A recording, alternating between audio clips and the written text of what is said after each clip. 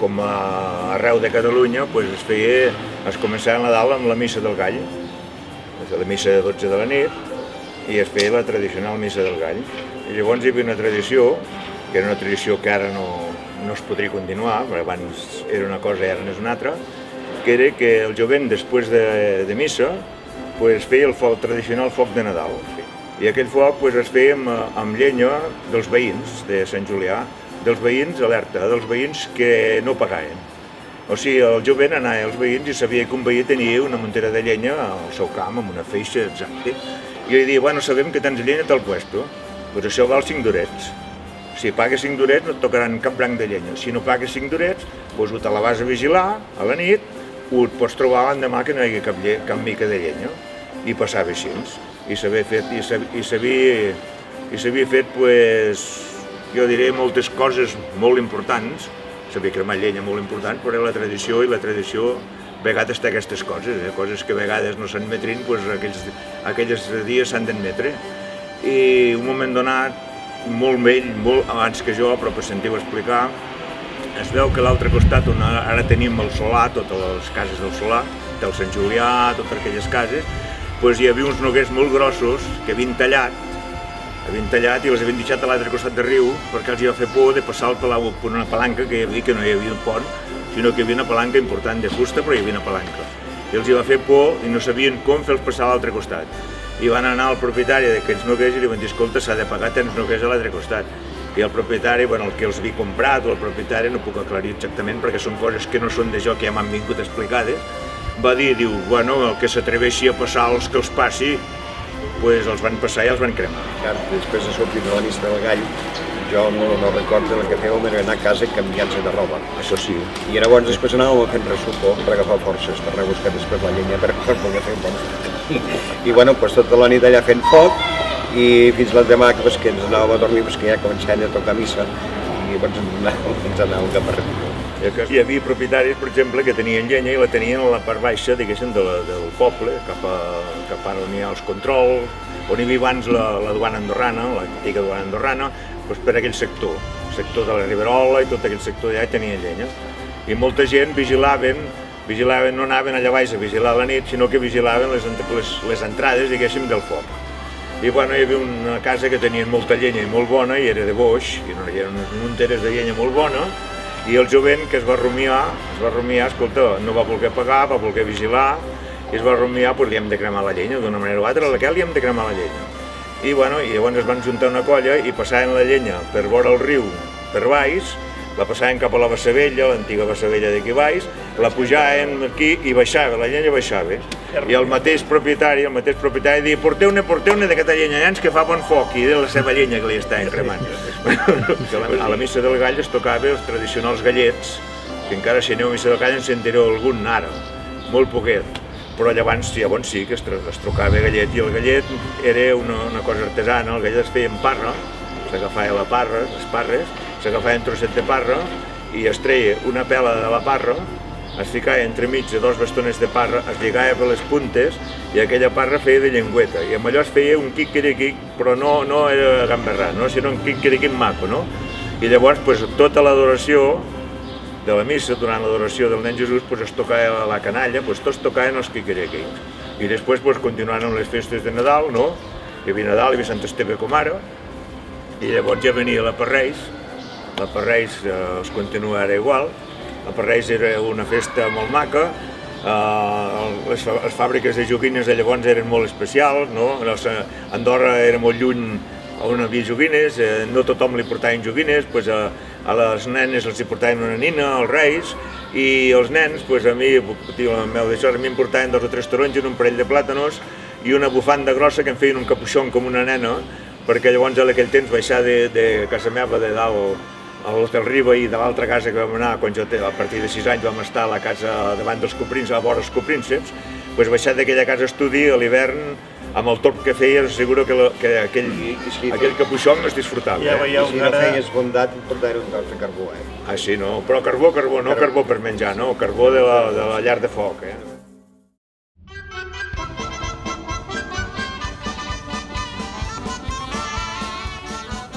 diverses cases pues, engreixàvem un porquet, n'hi havia algun que dos, i bueno, pues, arribava pues, el temps de cap allà al desembre i pues, es matava el tocino. Començava primer una casa, després l'altre ens ajudàvem pues, uns amb els altres. Els menuts per la canalla era la festa més bona que hi podia haver, perquè disfrutaves una barbaritat. Mataves el dia abans i es tenia que preparar tot. Ja pelaves la ceba per fer les botifarres negres, perquè s'hi tenia que posar ceba. Feies bullir els codonys per fer l'all i oli, que era típic de fer l'all i oli però amb codonys. Després preparaves ja totes les taules, almenys a casa meva, es preparava totes les taules. Tenies tots els davantals a punt, perquè a casa meva era tot davantal, encara que fos aquella època, a casa meva tenien tots els draps i tots els davantals blancs. Jo preparava tot el dia abans. Això era la matança del porc. Jo em recordo que amb la meva iaia, diguéssim, havíem anat a buscar un tocino, un mamelló, que en diuen, i esclar, aquí no hi havia cries. I havíem anat aquí a les Cabanelles a buscar-lo. I pujar de les Cabanelles fins aquí, amb un verdàs i no el fem pujar fins que arribes a casa. I el problema és que a vegades teníem que havíem d'anar al síndic a fer un paper per guia per poder pujar. I des de les Cabanelles aquí, que ja 5 o 6 quilòmetres, amb un verdàs no el fem pujar. Clar, no hi havia el trànsit ara, però mira, anàvem pujant. I l'endemà, al dematí, quan t'aixecaves, el primer que feien era encendre el foc, però a les 4 o les 5 del matí. Posar una caldera molt grossa al foc perquè hi hagués molta aigua calenta, per quan arribessi el matador o el que sigués pel porc, ja l'aigua bulligués. Llavors s'agafava el porc, es treia de la cor, pobra bèstia, que ara sembla que els bec. El degollaven, però 3 o 4 homes, sempre ens ajudàvem entre els veïns. I a vegades venia algun familiar, o de la Massana, o de Nagol, o de Llumaneres, aquestes cases d'aquí de Pallers, que et venien a ajudar, perquè a vegades a casa nostra en matàvem 2, depenia, saps? Això que eren 4 persones només. Llavors el matador matava el tocino i la facidora amb una galleta es posava la sang, es debatia la sang ben debatuda perquè aquella sang tenia que servir per fer les botifarres negres. I després l'altra que quedava es posava en una altra cassola i es deixava coagular perquè llavors es tallava i es menjava, es feia coure a la caldera i es menjava, es feia amb patates o es feia amb freginat, que deien que hi ha unes receptes molt bones de freginat i costella i tot això. Quan s'havia matat s'agafava palla i es feia tota una foguera de palla, el porc ben cobert de palla i s'encenia perquè es rostigués tot el pèl, es anava vigilant. I quan ja s'havia rostit tot el pèl es treia de la palla aquella, es posava a la pastera i com que tenies l'aigua calenta amb galletes, l'aigua calenta bullint al foc a la caldera, es tirava l'aigua i es anava amb unes raupetes que hi havia, es anava a les caneixins i es treia tot perquè quedés la cansalada ben neta, perquè quedés el tocino ben net. S'hi donava 2 o 3 aiguades. Com que llavors tot es tirava carrers avall l'aigua, ben net. I quan es feia net hi havia ja una taula especial, quadrada, bastant gran, al carrer això encara, amb un fred que pelava i a vegades hi havia neu i tot. El matador obria el porc amb canal de dalt a baix per la panxa, l'obria i llavors treien tota la tripada i la posaven en una pastereta, que es deia. I llavors quan havien tret tot això, la facidora ja s'ho emportava cap a casa, ho triava una mica i llavors 2 o 3 dones que et venien a ajudar anaven a rentar-ho, s'emportaven una galleta d'aigua calenta i anaven a rentar-ho amb alguna font aquestes al riu, saps què vull dir? Sí, clar, aquella tripa l'havien d'anar a rentar a casa, no, perquè no tenien aigua. No recordo, havien d'anar a la Bassavella o aquí dalt al riu de Xirvall. I anàvem, potser feia fred, però l'havien d'anar a rentar-lo. I per poder després fer el fassit. A vegades tenien un problema, que quan havien fet els fassits i el posaven a la bocaina per fer coses, se'ls ja rebentava, i problemes d'aquests en tenien sempre. Llavors es feia un bon esmorzar, es menjava pa torrat, all i oli, llangonissa que s'havia guardat de l'any abans, pernil que també el guardaves un tros per la matança del porc, I llavors es feia un bon esmorzar i uns bons vasos de vi i cafè. I llavors les dones se n'anaven a rentar les tripes i els homes triaven tota la carn. Però per la botifarra blanca i pels bulls de carnetes es feia una massada de carn diferent. Per les berengueres, que només en fem aquí a Andorra, perquè em sembla que a Espanya ja no fan la berenguera, que és aquell gros, el bull aquell gros, que s'hi posa també ous a dintre. I les connes bullides, perquè quan havien triat totes les connes del porc, diguem, només guardaven, perquè tanta cansalada no la guardaven. Es guardava tota una penca de cansalada, una i mitja, i tot el de més de les connes, el que hi havia del coll, el que hi havia de tota l'altra cansalada, es posava a bullir. I aquelles connes després es picaven i es barrejaven a la berenguera. I a vegades també es barrejava, en feien amb botifarra negra. Però normalment a casa la fèiem, la botifarra negra, amb la sang, saps què vull dir? I amb una mica de grassa, la grassa del tocino que tenia, també la picaven tota i es barrejava amb les carns. Després se'n guardava, que més tard es feia el greix dolç, que dèiem. Llavors es feia tots els facits aquests, s'agafava tots els bulls, hi havia molts bulls que es tenien que cosir, i per això donava tanta feina per emplenar-los. Fèiem el bull de la llengua, amb la llengua es feia bull, amb els ronyons es feia uns bulls.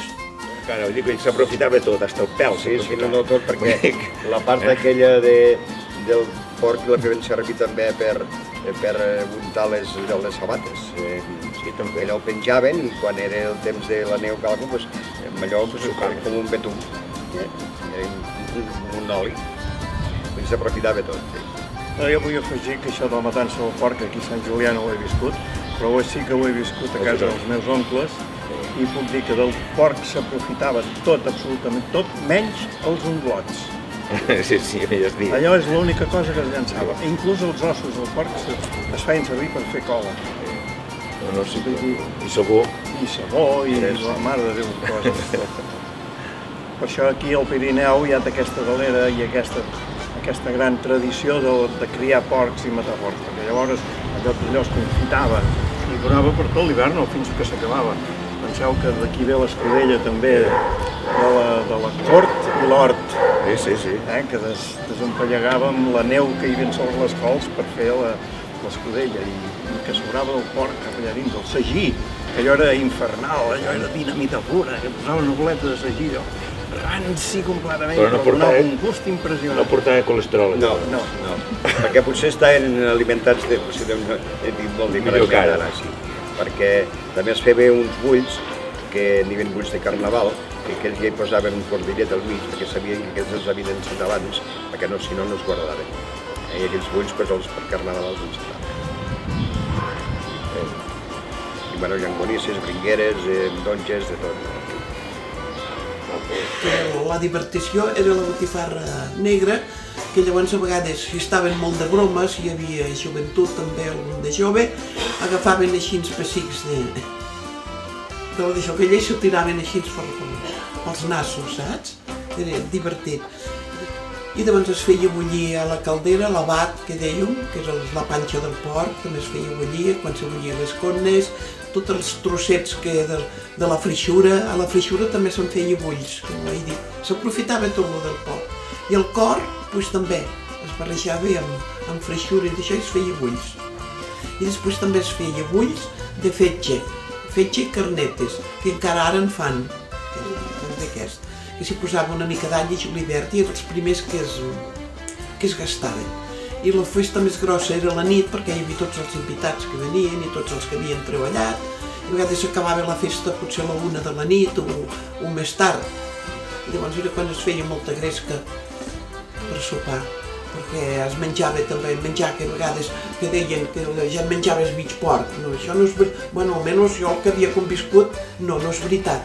Perquè el que es menjava del porc era que es feia unes salsitxes i es feien a la brasa, a la graella. Com que es feia foc a terra, això sí, però allò de fer freginats i de fer costelles ja de tocino el dia mateix del tocino, jo ni a casa la meva padrina ni a casa meva no ho havia vist mai. Diu que sí que n'hi ha que ho feien, que feien a la nit també una bona d'això de fetge, i costella amb sofregit de ceba, i també feien un plat d'això. Però normalment es feia un plat de sopa, però no de sopa perquè al migdia és sopa de caldo. I a la nit es feia sopa de pa, el moreno d'aquell de Sega, i després la baties escaldada i la baties ben batuda, i la meva mare hi feia un sofregit, una ceba i un tomàquet que era més bo. I ben batut es menjava un plat d'aquella sopa. Després encara es feia patata bullida amb bròquil, que deuen ser els coliflors a la que et teves i així. Després al darrere es feia conill rostit o així o guisat a la cassola i pollastre, i després encara la salsitxa aquesta del tocino. Això per sopar solament, i els postres. Quins tips, no? I postres normalment eren, com que hi havia torrons per Nadal i així, com que d'això, torrons amb mella torrada, panses i figues. Figues seques d'aquestes dones així. Això eren les postres de la matança del porc. Bueno, la matança del porc, me'n recordo a casa dels meus oncles que fèiem una gran festa, perquè se reunia la família, matàvem 2, 3, 4 porcs, venia l'home del sac. Allò era impressionant, per la canalla, jo era molt petit i sé que ens impressionava molt, perquè era un cosí meu que es disfressava amb el sac i es presentava allà a casa disfressat amb una barba i nosaltres espantats, fins que el noi es treia la barba i dèiem, oi, però si és el Joan. El Joan el meu cosí, vull dir. I doncs es feia una gran festa, això sí que ho era, Llavors aquí la tradició aquesta no hi era, que dius tu del sac, però aquí hi havia un enganyifa, si vols tu, que es feia anar a buscar les agulles de l'abat. Llavors agafaven un sac i el feien anar a una altra casa, que deia que els hi deixessin les agulles aquestes, i això era un enganyifa. Llavors aquella casa agafaven i a aquell sac hi posaven 2 o 3 pedres bastant grosses i importants i el carregaven a aquell home a l'esquena, saps? I quan arribava allà, doncs clar, era la gran riota i bueno, s'arreglava amb un parell de copetes allò i una mica d'això. La qüestió és riure i ser feliç i passar-ho bé.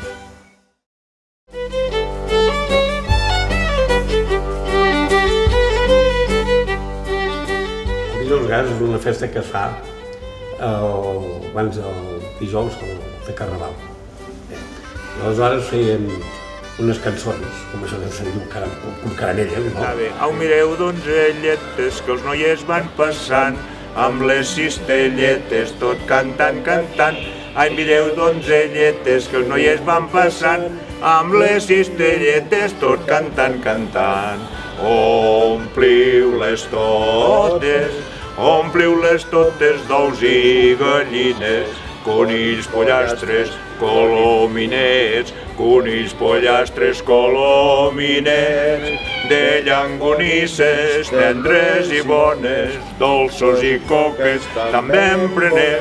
Feliça festa a tots vosaltres, feliça festa us desitgem. Fèiem unes cançons i anàvem per tots els poblets aquí als voltants. Doncs anàvem a cantar, per exemple, Puy i Fontaner del matí i Nagol Certés a la tarda. I anàvem a cantar i a recollir. I algunes vegades fèiem xirivall i passàvem per la Uaga, pel bosc, i fèiem Llumaneres, Certés, Nagol i cap a Sant Julià i recollíem. I el dia... Però els teníem d'anar a peu, si pugem. Sí. I després ho fèiem el dia principal aquí. I ens donaven ous, botifarres, nisses, coses, productes que... I hi havia cases, per exemple, que et donaven 4 nous i et deien que els passeu ben grassos i alguns... Bueno, aleshores, el dia del dijous Gras, amb tot el que havíem recollit, venien totes les dones, els nois que venien del col·legi, venien allà a casa amb la meva mare i a dins de casa mateix, perquè teníem un espai gran a dalt, a sobre. Allà fèiem el dinar per tots, de tot el que havíem recollit. Amb les cuites fèiem cuites d'ou, que fos, no? I aleshores, quan havíem fet el dinar i fèiem un dinar conjunt, com que havia replegat.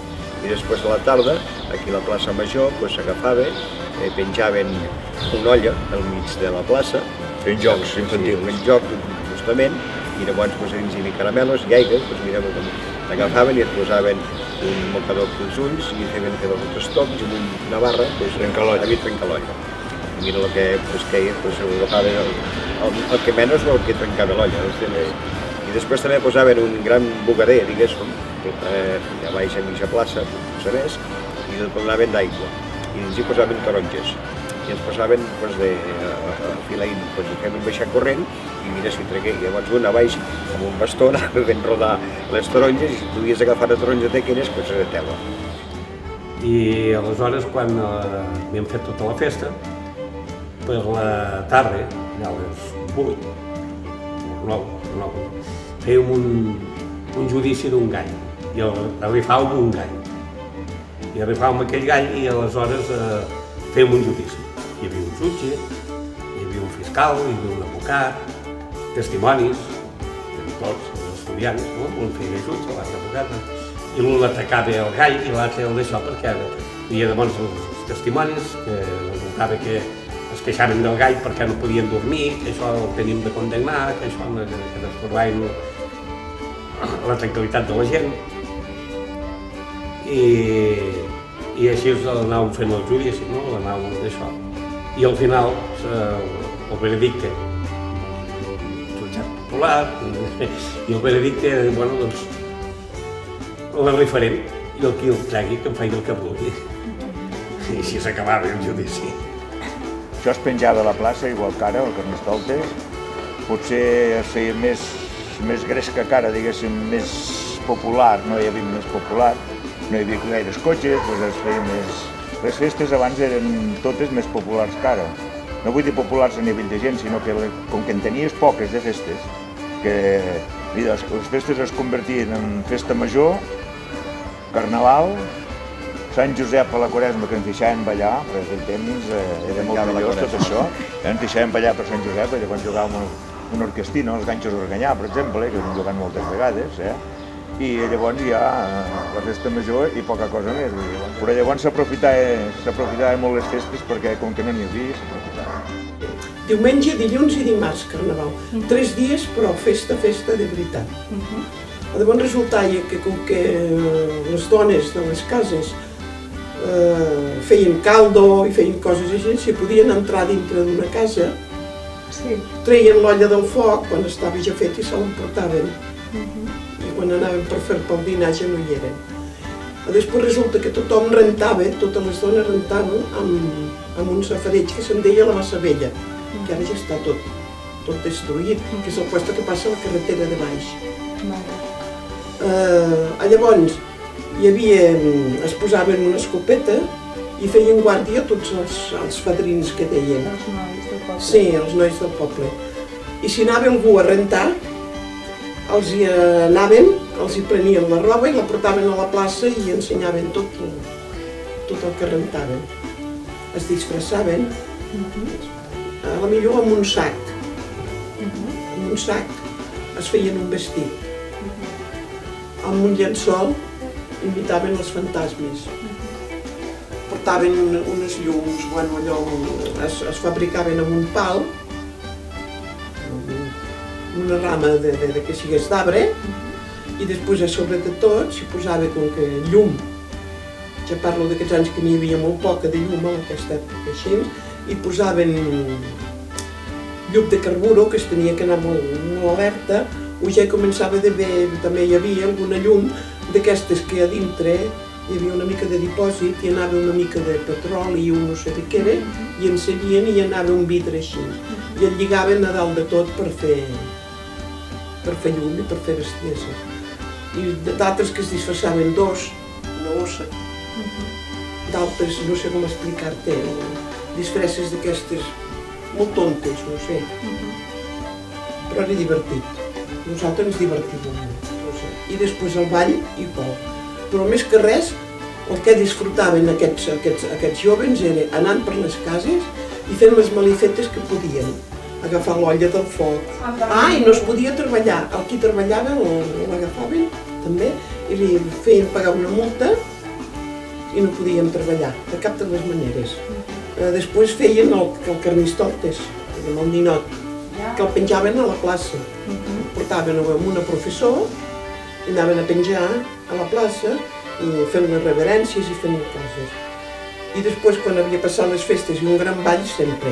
Aquí, aquesta casa que tenim aquí davant, al costat d'aquí, que se'n deia Cal Romà, hi havia un garatget que no era gaire gran, però bueno, per la gent que hi era ja hi cavíem apretadets, per si calia, havíem fet el ball.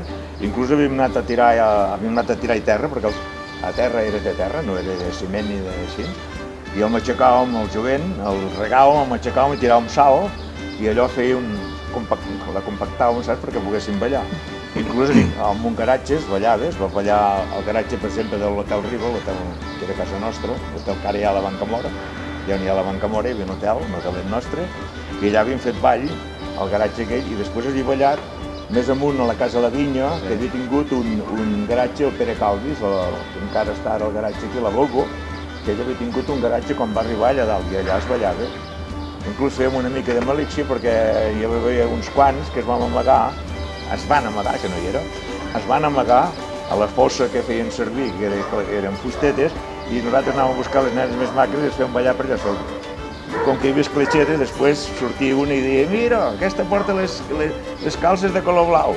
I bueno, la gran conyeta que es feia en aquests temps, perquè no hi havia res més, no? I també el que hi havia molt la tradició era que sempre que era el dilluns de Carnaval que es tallaven les corbates. Sí.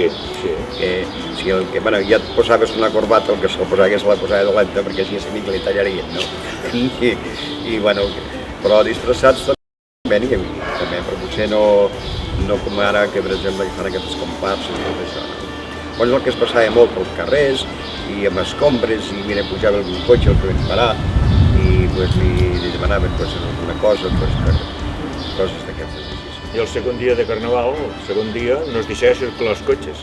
El segon dia no circulava cap cotxe, només el cotxe línia que baixava cap a la Seu, els altres no els deixàvem circular. O sigui, cada parròquia ho feia, nosaltres no els deixàvem circular. I després també el dia de Cendra, que és el dia que es cremava les voltes, no? Es cremava al vespre, llavors, com que el poble era petit, s'agafava, es despenjava el carnestoltes a la plaça Major i anaves a anar aquí a l'Esteve, que hi havia un interruptor que tancava les llums, no les llums de les cases, dels carrers, i llavors agafàvem aquell carnestoltes, d'allò i passàvem unes espelmes. Fèiem l'enterro. Fèiem l'enterro de la sardina. L'enterro de la sardina se'n deia. Sí, després, quan havíem fet aquest tom, cap a la plaça, allà ja s'hi ficava foc, i mira, allà el corró de moscatell, panses i el que havia d'anar recabant de matar. Això es feia el dia de Cendra. Hi havia un facit de Carnaval, que es feia hi havia que el feien amb un bull, d'altres que el feien en una cassola, però es feia amb un bull, d'aquests pells grosses que hi havia al porc, i es feia amb arròs, i panses, i ou, i bueno, no sé quina, depèn de les cases, un tenia un secret, l'altre en tenia un altre, però aquestes tres matèries eren les principals, i això es tallava a trossos i es menjava per Carnaval. El dia de Carnaval es menjava el facit de Carnaval. Es tallava, sí, es feia passar per la paella, es tallava... Encara en fan. A rodanxes. Sí, no. A casa meva encara en fem.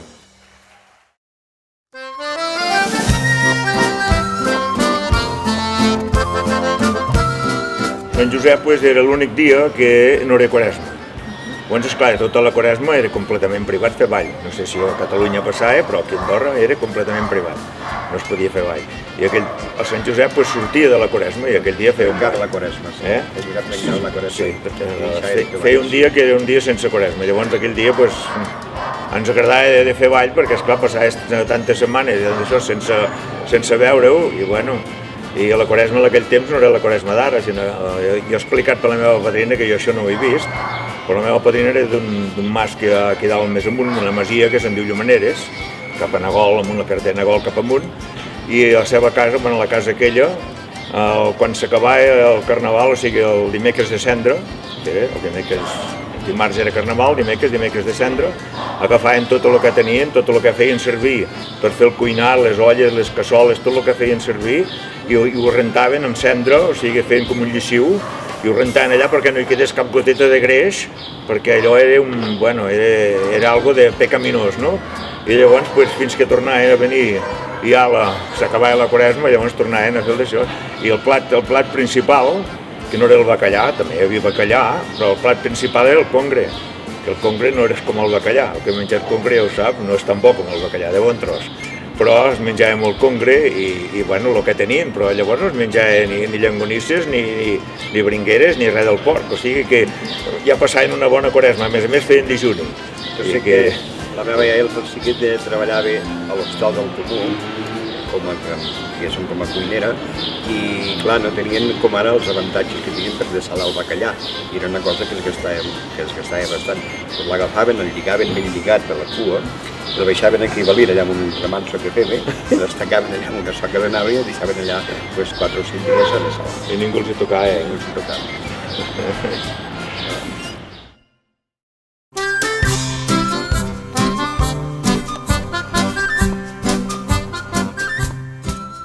També era molt rigorós al poble de la Setmana Santa. Hasta tenies por, nosaltres, quan érem més jovenetes, d'entrar a l'església, perquè era tot tapat, el Sant Cristos tapat, tots els altars tapats amb uns llençols negres. I feia hasta esgarrifó. I feien el monument que es deia, que portaves plantes, tothom cuidava ja pensaven en el monument que es deia. Plantes, com armaques així florides i així que tinguessis a casa, o artificials, que es feia flors, artificial en paper, el que sigui, i feien ja el monument molt maco, que era encara era el més bonic. I després es cantava tot el de Jesucrist, que ara ja no existeix, com unes ensoltes i com tot una cosa bona.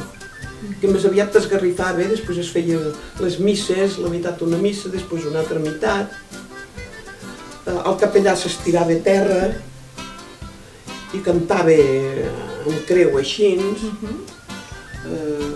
Anava treguent un braç, després estirava l'altre i feien Domino, no, no, no. I la religió, llavors a l'església, un silenci sepulcral. Totes les dones quasi vestides amb coses negres. Després es feia la processó, que encara es fa ara per no tenir punt de comparació. Que anàvem les noies que la portaves, la verge, el dia de la professó, i després anaven lligats també en cadenes, es portava la creu, es portava el Sant Cristo gros, i es passava per tots, que ara no ho fan, quasi per tots els carrers religiosos, i totes les dones negres. I al dematí, del dia que es feia la professó, es feia el Via Crucis, que encara el fan, però no és el mateix com abans. Hi havia un altre respecte i una altra cosa. Amb tot sortia a fer la professó, amb totes les espelmes als ciris encesos. Hi havia creences en moltes coses abans, de que, per exemple, quan era la Setmana Santa, el dia de... per Setmana Santa, no es podia escombrar, diguéssim, el que era la sala. Perquè la terra era fusta, no? No es podia escombrar perquè diu que si s'escombrava per Setmana Santa diu que sortien formigues. Sobretot per divendres sant. Sí. I després, quan era el dissabte de Glòria, anaven a buscar a l'església aigua i llavors tiraven amb un corró per tota la sala i no escombraven. I després també hi havia una creença de que quan tocaven l'Al·leluia, diguéssim, de Pasqua, recolliven, la vigília, recolliven 6 o 7 roquets del camp, no sé, recordo la meva iaia, que diu que allò era bo perquè quan hi hagués una pedregada, que diu que en tiraven 3 o 4, diu que la pedregada s'espassava.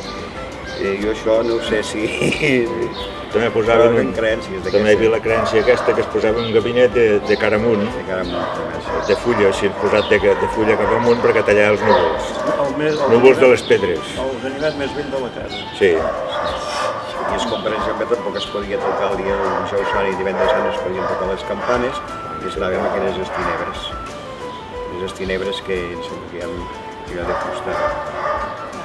Tocava les campanes el dissabte de Pasqua, quan Jesucrist ja havia ressuscitat, es tocaven les campanes, venia tot un deixó d'aigua, l'anàvem a buscar l'aigua, primer feia això, anar a buscar l'aigua perquè no havíem pogut escombrar, llavors anava a buscar aquella aigua, es tirava per tota la casa i s'escombrava tota la casa, perquè en aquella època, quan jo era molt joveneta, no hi havia mosaics ni hi havia històries, era tot cases d'aquestes de fusta i molts que ni fregaven a terra ni res, saps què vull dir? I llavors, quan ja havia fet tot això, que la gent havia anat a buscar, preparava els salious, que era sal. I es veu que hi devia posar, no sé el què, però una mica d'aigua o alguna cosa perquè es fes una mica com de pasta, saps què vull dir? Llavors agafava i es posava el roquet, llavors passava per totes les cases, a les portes, i deia sal i ous, tirava una cullera, així, s'enganxava el que s'enganxava a la porta, també, perquè hi ha terra. I llavors gent li donaven 2 ous o 3 ous o no li donaven res, depenia. Uns cèntims, perquè anàvem als escolanets, 2 escolanets i ell. Això consistia en el dissabte de Pasqua. I el dissabte de Pasqua ja s'acabava amb això. No hi havia missa a la nit com ara fan. La missa era l'endemà, dia de Pasqua, missa major, amb totes les autoritats. Les mones no eren les mones d'ara, es feia unes coques. Coca, que ja sabeu el que és la coca, és rodona, però amb ous i bona. Si la criatura tenia només un any, el padrí, llavors hi posaven només un ou al mig, però un ou de gallina, a la pasta així, que es coia al forn quan es coia la coca. Per un nen, per un de petit, era més petita la coca, així que anava creixent. Després també es feia algun redor, quan ja podien posar pels voltants al redor, que llavors posaven tots els ous, com que només es feia la mona fins a la comunió. Llavors ja el senyor no hi era capigut tampoc tants. I així que es anaven creixent la canalla, doncs anaven fent més gros, es feien més gros la coca, saps què vull dir? O amb coca rodona o amb redor, també es feia, que es feia forat al mig així, llavors es clavava els ous a tot el voltant i es portava a coure al forn del pa. I així que de Pasqua tots els jóvens es reunien, feien caramelles, que ensejaven cançons, portaven una barretina i anaven amb camisa blanca o malalt, això. Però normalment portaven camisa blanca, tots tenien una camisa blanca. I llavors els noies portaven ruc, a vegades s'hi porta un ruc tot guarnit, amb les cartres de portar el fem d'abans, però cartres noves, no? Totes empaperades. Guarníem totes les cistelles amb tot de llaços i cintes, i després hi havia tot de cintes de la bandera andorrana i tot de cintes de colors, vermell, verd, blau, però una quantitat enorme de cintes. I llavors passaven per sota de les cases cantant les caramelles. I llavors hi havia una barra molt llarga que es portava amb una cistelleta dalt, amb una corriola, que es feia pujar per les finestres, pels balcons, perquè la gent poguessin posar cèntims, ous, bueno, el que es donava en aquell temps. I després, quan havien fet tot el recorrido del poble amb això, amb el cantar així per les caramelles, doncs el diumenge següent. I llavors teníem 2 dones o 3 que eren d'aquí al poble, que eren dones ja grans en aquell temps, i eren unes grans cuineres. I feien una mà de truites de botifarra blanca, truites de botifarra negra, amanides, els pollastres aquests, tot el que tenien rostits, conills, i si hi havia molt conill, 2 o 3 conills o així, perquè llavors tampoc eren tant, feien un arròs a casa i se l'emportaven i llavors anaven a menjar o allí baix, que ara ja no hi ha cap prat, a davant del cementiri hi havia un prat molt gran i més cap avall hi havia una propietat de Ca l'Esteve, que en deien, que ara hi ha els clípols.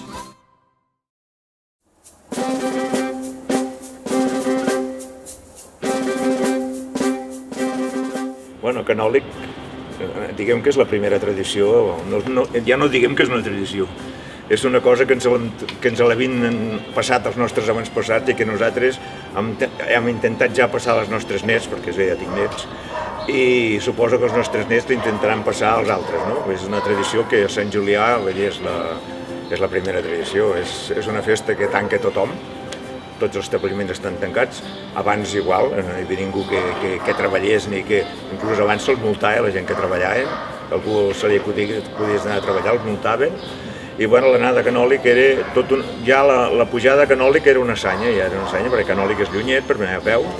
Que pujàvem a peu, ens llevàvem a les 5 del matí. Pujàvem a peu i amb la brena a l'esquena, que deien, amb el menjar de tot el dia. I llavors si anava i la gent més gran, el pa, el tradicional pa que encara reparteix ara, es pujaven a cargues amb els animals, pujaven un sac a cada costat i un saquet al mig, i les senyores una mica grans d'aquí a Sant Julià, la gent una mica gran, et deien, escolta, em deixaràs agafar la cua del matxo? Vale, d'acord. I es feien estirar una mica pel matxo i pujaven, perquè deve ser arri canòlic, la gent gran, si us mireu una mica la carretera, ja veieu ara com és, doncs la gent gran, per pujar de Vicisarri a Canòlic, hi havia que se'n veien un buit. Però, en fi, vull dir, i a Vicisarri s'esmorzava, llavors. Estàvem a Vicisarri, el tragueu... Sí, esmorzava, doncs... Ja a les 5 del matí, bueno, que són les 5 són les 7, no? Sí. Marxàvem a les 5 del matí i fins a Vicisarri. Això a Vicisarri i Vinasegle, que allà paràvem, i allà esmorzàvem una mica menys un mica de pa amb xocolata. I pa amb xocolata, i n'hi havia que ja començaven a menjar alguna cosa, però pa amb xocolata segur. Sí, llavors van començar a sortir els 4x4. Sí, llavors ja després... Tot i així, el que arribava a Canòlic amb un vehicle era una ardidesa ja. Sí. Era molt important, perquè no tothom hi pujava. Molts anys a Canòlic, llavors ploia a bots i a barrals. I anar a Canòlic a peu, plovent, amb l'aigua que regalava per tot arreu. I molts anys, quasi totes les nenes que érem del poble estrenàvem un vestit per anar a Canòlic, encara que fos una bata d'aquestes de percal, allò que es feia, una bata i amb espardenyes, i si començava a ploure així tu em regalava l'aigua i em sortia pels peus, però mira, havíem de pujar i baixar. Anàvem a dalt i tot de colles, tothom portava la família i amics, sobretot molt amics d'Andorra, de la Seu, hi havia de tot arreu que pujaven, de Cebís, d'Os, els gojos ja ho diuen, de Cebís, Os i Andorra, ben era el veïnat, diuen els gojos. Vull dir que venien de tot arreu i tots els d'aquí, Sant Julià, els nats d'aquí, que s'havien casat a Andorra o en Camp o això, mai fallaven pel dia de Canòlic, era una cosa que era sagrada. I tothom, totes les famílies es juntaven amb colles i mira, allà a terra fèiem el nostre carn a la brasa, fèiem la carn a la llosa, la típica carn a la llosa, el que no li agradava la llosa li feien a la brasa, i allà es feia un d'això, es feia la missa com ara, una missa cantada, i sempre presidida per les autoritats, inclús després més tard ja va començar a venir el Consell i tot. Després es va tornar a deixar, al cap d'una temporada els consells ja no hi va tornar a anar perquè es convertia en massa, cosa que els lauredians no acceptaven gaire, que es convertia ja en una festa quasi nacional, i la festa nacional ja n'hi ha una, que és la Verge Meritxell. Però jo sempre dic que els andorrans som una mica separatistes, ja ens agrada la Verge Meritxell, però com Canòlic la portem a dintre i això és un fenomen que no s'esborrarà mai. És un fenomen especial. Penseu que Canòlic, jo que des de l'any 70 que soc lauredià, d'adopció, i gràcies per adoptar-me, doncs tot l'any, en qualsevol hora, en qualsevol moment, qualsevol dia podem anar a Canòlic, inclús ens donen les claus per veure la capella, inclús ens donen totes les facilitats per poder fer allà una festa, un bon tiberi i passar un dia agradablement a Canòlic. Però, quants n'hi ha que hi van durant l'any? No ho sé, no gaires. No molts, no massa. Però el dia de Canòlic, aquell dia, és especial. Plogui o faci sol. O nevi és igual. O nevi. Sobretot una cosa molt important, que és anar a buscar el pa.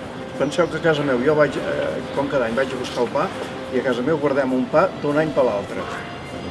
És una espècie de religió, de devoció a la Verge. Després, quan ha passat Canòlic i ha arribat el pa nou, la meva dona em fa sopes. I menjar sopes d'aquell pa de l'any passat. És Canòlic, no es pot explicar, no té explicació, és una cosa religiosa però és un fenomen de poble. Com diu el Ricard també, quan s'anava a peu, després de dinar, que es dinava allà a aquella costa, que després, quan ells havien començat, que dèiem dinar, tothom passava amb el que havia fet coure a l'altra taula i feien canvis i coses. I si ploia, en vez de fer costellada carn a fora, o conills, o el que sigués, a les lloses que ja es feia, doncs ja ens ho portàvem ja cuit i menjàvem ara ja no hi són tantes, hi havia tot de coberts i eres, se'n deia eres, coberts, i menjàvem a dintre. I llavors, quan havíem dinat, que ja tothom, de la missa, el pa, tot això, dinat, llavors feien ball amb un acordeon, amb un ballador. I després encara a la tarda es feia rosari. Feien rosaris. Però moltes de nosaltres el rosari ja no hi anàvem. I me'n recordo que mossèn Jaume, primer mossèn Josep, que hi va haver, i després mossèn Jaume, que ja fa anys també que ja és mort, que va viure quasi fins a 100 anys, em devíeu haver sentit a parlar, mossèn Jaume, doncs una vegada ens va pujar a buscar, ballant allà, perquè anéssim, que es tenia que anar a rosari abans de marxar. i quan baixàvem, que ja havíem fet el rosari i que ja havien tancat l'església, llavors la gent baixàvem, i a Xuvall hi havia la Font de Ferro, que dèiem, i anàvem a tothom se sentava allà i berenàvem de canòlic, portàvem ja llangonisses, bull, pernil, això ho guardàvem pel berenar.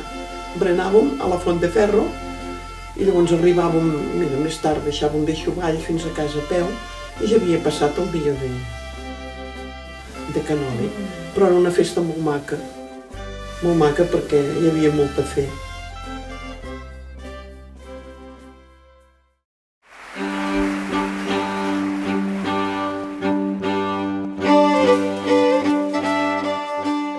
El dia més, diguéssim, més tradicional de la festa major era el segon dia al matí, que es feia la passa, que o sigui, tots els que érem de la comissió de la festa major en aquest temps, o els que eres llavors crios, perquè hem sigut de tot, no, nosaltres, diguéssim, quan eres criu, doncs anaves amb la veïna o anaves amb una nena veïna, i la gran tradició era que es portava un remet, el posaven aquí a la solapa, tot mudadet, no?, que és el lògic, i llavors el jove, o sigui el nen, pagava el vermut a la noia, i encara es conserva això. Doncs la noia invitava el xicot que anava a la passa a dinar a casa. Anaves pujant d'edat i es continuava fent el mateix. I bueno, n'hi havia que començaven per la passa i després es casaven, vull dir, en conec bastants, no? Jo me'n recordo que un any ens anàvem fent grandets, no? I vam dir, escolta, això d'anar a casa de les noies, escolta, això ja comença a ser vell, no? I volíem fer l'espavilat, no? I ens vam ajuntar 5 o 6 o 7 i vam dir, aquest any no hi anirem. I bueno, no hi anirem. Va arribar el dia de la festa major, vam anar a la passa i després de la passa cap a dinar a casa nostra. Jo no sé els altres que els hi va passar, però a mi sí que em va passar grossa, perquè a mi em va arribar el pare de la noia que anava a la passa, quan jo estava a mig dinar a casa meva, es va presentar el seu pare, perquè la meva mare ja em va avisar, em va dir, vine que el Jaumet vindrà a buscar-te, el pare de la noia vindrà a buscar-te. I jo, bueno, no, és que hem decidit de no anar i no hi anem.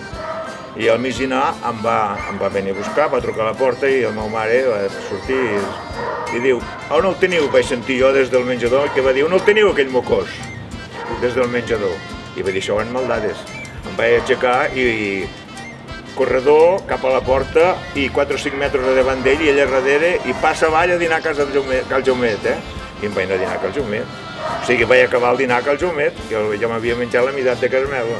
Vull dir que no vam poder trencar una tradició que d'això i, bueno, era una cosa de jovent, no? I llavors vaig comprendre més bé que sí que això era una ofensa, de fer una ofensa no es podia fer aquesta ofensa. Ara n'explicaré una altra de més curiosa, però al revés de la teva. El noi que buscava la mare, la més bona cuinera, per poder anar a conquistar la filla, anar a fer un bon dinar a casa de la noia. Veus, Això també ha passat. Jo com a cuinera no ho sé gaire, però com a fer postres, tenia la persona indicada, perquè a Cal Jaumet hi havia l'olor del Jaumet, que feia un postre, feia una crema cremada, que a vegades en parlo encara amb la meva dona i dic, escolta, crema cremada com acaba feta per l'olor de Cal Jaumet, jo no n'he menjat mai més. I plantaven un arbre al mig. Sí, tant, perquè llavors aquí a la plaça Major es feia una mica d'embaladet pels músics, amb boixos, allà hi havia l'orquestra que es contratava i es feia tots els actes. Sense toldos ni res, a l'aire lliure. A l'aire lliure, sí. Llavors es feia, el primer dia es feia la passacalla, perquè tothom vegés.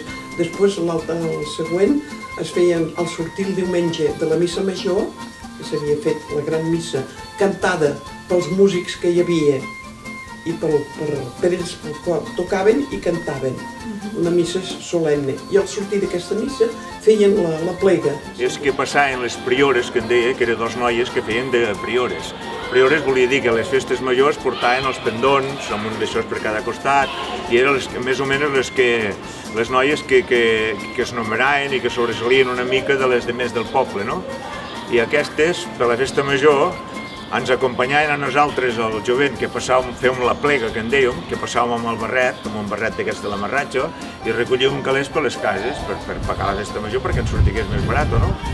Per pagar també els músics, perquè sempre, per la festa major, sempre hi havia una orquestra, però de les bones, que encara existeixen, bueno, no existeixen els mateixos, però els Verds de Mataró, la Copla de Barcelona, la Bisbal. I havien vingut els Montgrins, els Angelets, la principal de la Bisbal. Tenim l'orquestra les millors de Catalunya. Sí, han vingut orquestres molt Continuen bones. vinguent Les millors i continuen vigents. Ben dinat, feien un concert els músics aquestes orquestes, que tocaven molt bé, que és veritat, uns músics fabulosos, feien un concert que normalment les dones no hi anaven perquè com que havien fet el dinar i fregaven plats i feien, però tots els homes feien un cafè i feien el concert amb un cafè. Perquè llavors només hi havia aquest de la plaça, el Glòria, i més tard el principal, que encara existeix. Allà es feia el mateix que es anaven al Ball de la Marratxa, i tocant sardanes, també es feien ballets. Sí. El Ball de la Marratxa és sagrat, aquí seguim. El Ball de la Marratxa consistia llavors en aquell moment, ara s'ha desfassat una mica perquè s'ha canviat l'estructura parroquial. No massa, no gaire. No, però s'ha canviat l'estructura parroquial del país perquè llavors hi havia 6 parròquies. I llavors les 3 noies de cada costat representen, les 3 i 3 representen les 6 parròquies. I els 2 homes representaven el síndic i el subsíndic. I ara això s'ha canviat perquè al juntar-se d'Escaldes hi hauria d'haver 7. Però 7 fa de mal ballar la Marratxa, o sigui 4 i 3 per un costat no lliga, no? I s'ha continuat fent de 6, però l'esperit de la Marratxa d'abans, el que representava la Marratxa era aquest. Jo ho tenia entès d'una altra manera, Ricard. No, bueno, el que m'han explicat a mi... Que els 2 homes que ballaven la Marratxa eren un solter i un casat.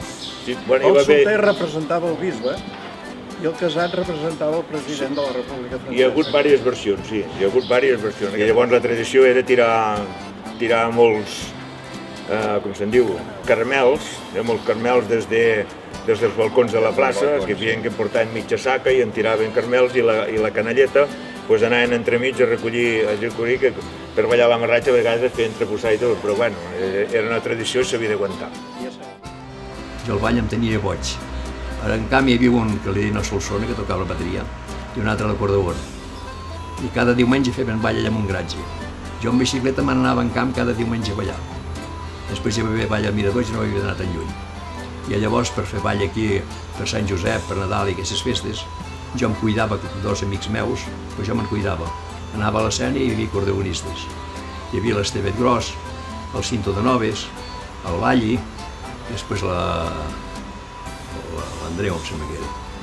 Em cuidaven allò aquests acordeonistes i feia bon ball i cobràvem entrada allà amb un cafè, ens deixaven fer i després pagàvem i repartim la festa major, ara que paga els comuns. Era la jovent que ens la pagàvem. Fèiem una comissió de jovent i arreglàvem la plaça, ens cuidàvem de tot i de portar-los a l'hotel i cobràvem entrada i havíem d'estar al tanto que no ens faltés quartos. L'últim dia vèiem que anava a curs, llavors fèiem també ball de puro.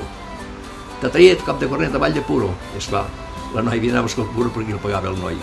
I esclar, fèiem unes pessetes més. Però el comú no pagava ni 5. Es havien de pagar tot el jovent. La festa major d'aquells anys no és com la festa major d'ara, sobretot a nivell econòmic. A nivell econòmic canviava molt les festes majors. Llavors es feien uns abonos de la festa major i compraves l'abona i tenies per ballar els 3 dies, no? I llavors la festa major l'organitzàvem una comissió de jóvens. Ens cuidàvem a càrrec nostre, no vull dir el comú. Aquell temps ens donava 100 pessetes, i una vegada, la primera vegada que jo et parlo, jo tenia 15 o 16 anys. Els més grans que jo ja formava part de la comissió en aquell temps perquè sempre m'agraden les coses aquestes, ens vam llogar el primer embalat que hi va haver i vam llogar un embalat que ens va costar molts calés. Molts calés, parlo d'aquell temps, però la nostra d'això eren molts calés. I vam quedar a deure bastants calés, vam acabar la festa major i ens vam deixar molts calés. Vam fer una petició al comú, vam anar al comú a fer una petició degut que ens havia passat això, i digueu-me en aquell temps, em sembla que digueu 13.000 pessetes, que en aquell temps eren molts bitllets, no feia calés, i ens van donar 1.000 pessetes, el comú ens va ajudar amb 1.000 pessetes i ens va fer firmar un paper que no ens ho prenguéssim de costum. O sigui, vol dir que les coses de finançament sí que s'han canviat bastant, però bastant, perquè si no s'hagués canviat estic segur que les festes majors, no la festa major, les festes majors no hagueren pogut continuar. Arreu, sí. A més, es feia ball a la tarda i després es feia ball de nit, que durava fins a les 3 o fins a les 4 del matí. La meva mare, en pau descansi, si no arribava inclús per la festa major, a les 12 a casa. Potser el ball començava a les 10 a quarts d'11 i si a les 12 no eres a casa, prepara't, I no em deixaven a les nits, allò que saps que feien tertúlies i coses en aquella època, baixar fins al peu de la callissa, perquè vivíem a la callissa, llavors. I si a les 11 no era a casa, baixava i m'apallissava, i ja amunt. Una bona bufetada, una bona tunda, perquè no t'havia tornat a casa a l'hora. Però vigilaven molt els pares. Inclús va durar molt temps que per la festa major, a la nit i tot, les mares, és que això encara no us ho havia dit, si sortia la filla, sortien les filles, la mare també sortia i se sentava també al ball.